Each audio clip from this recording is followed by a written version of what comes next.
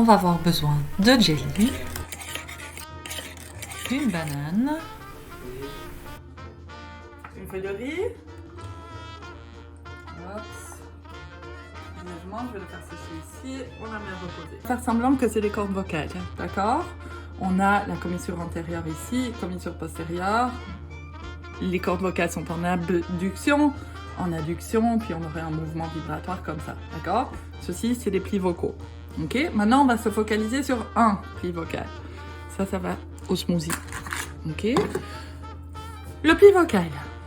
Alors, c'est le muscle. On va dire que ça, c'est le muscle. C'est la masse musculaire. D'accord? Puis, cette masse musculaire est recouverte de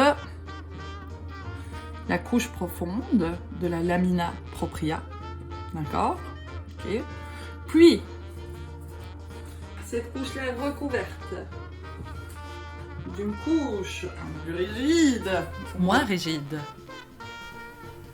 plus rigide que la couche superficielle, moins rigide que la couche profonde. Puis,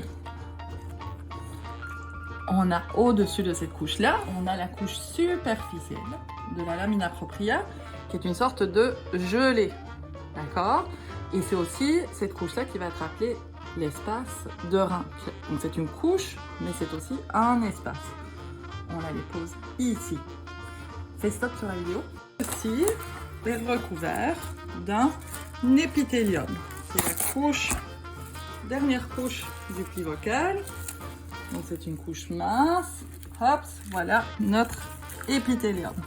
D'accord? Alors, cette fameuse image que vous voyez souvent, qui est le plan histologique des plis vocaux, c'est comme si on prenait un couteau et qu'on coupe ici. Voilà. Et là, qu'est-ce qu'on voit? Comme ceci. On a le muscle. On a la couche profonde de la lamina propria. On a la couche intermédiaire. Vous vous souvenez, on ne la voit pas bien ici, mais c'est notre feuille de riz. D'accord?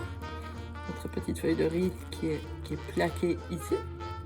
Puis on a notre couche gélatineuse, la couche superficielle de la lamina propria, qui est aussi l'espace de Rinck. Et puis on a l'épithélium. Voilà, en espérant que vous comprenez un peu mieux ces différentes couches des plis vocaux.